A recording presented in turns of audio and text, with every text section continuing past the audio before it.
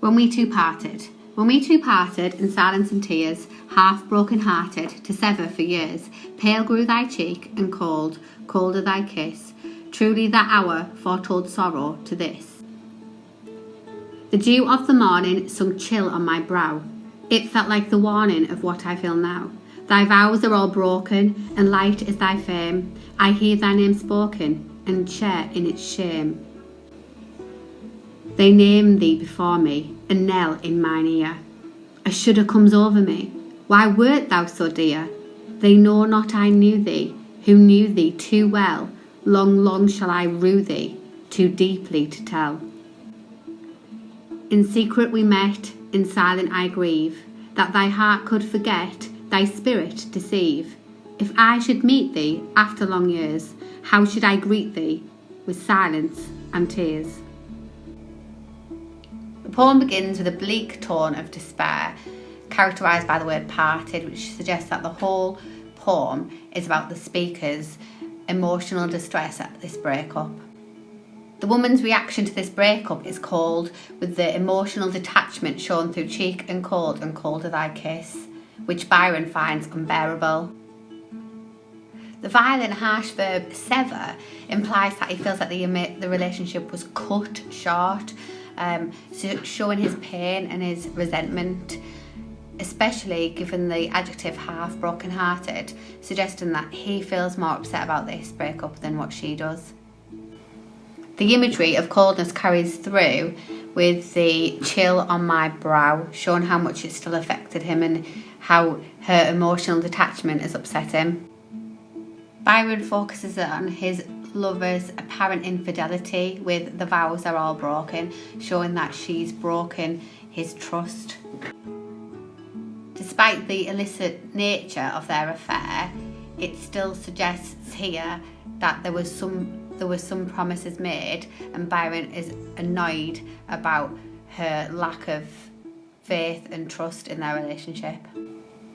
The speaker notes that her fame is now light, without weight or guilt, and suggests that she is more carefree and is not mourning the loss of this relationship in the same way he is.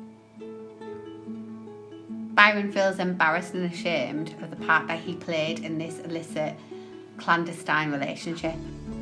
The beloved's tarnished name carries over into the third stanza as Byron compares hearing her name spoken by outsiders to a knell, a heavy bell that is heard at a funeral, suggesting that every time he hears her, he cannot shake the power of the turmoil or the upset or the distress of their relationship ending.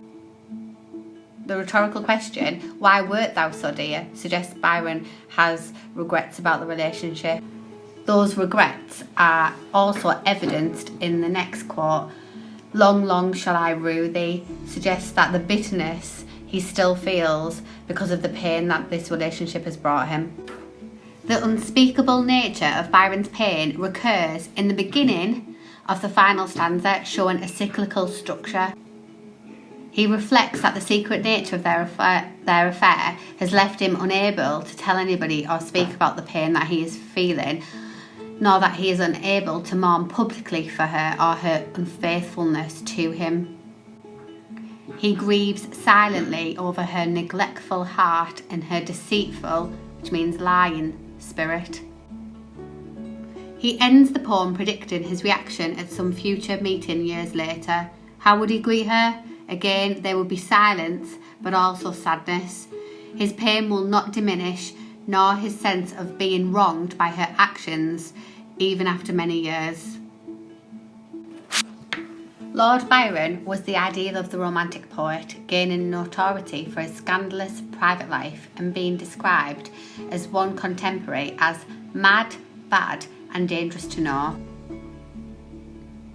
Lord Byron was believed to have written the poem in 1816 about his upset when he found out and discovered that Lady Frances was linked to the Duke of Wellington, whom he had also been believed to have had an affair with. To be in with a chance of winning this week, all you need to do is answer the question and send it to Mrs. Brownless, and I will pick the names out of a hat to the following question. What tone is created at the beginning of the poem? What tone is created at the beginning of the poem? And the answer is in this video. Good luck, everyone!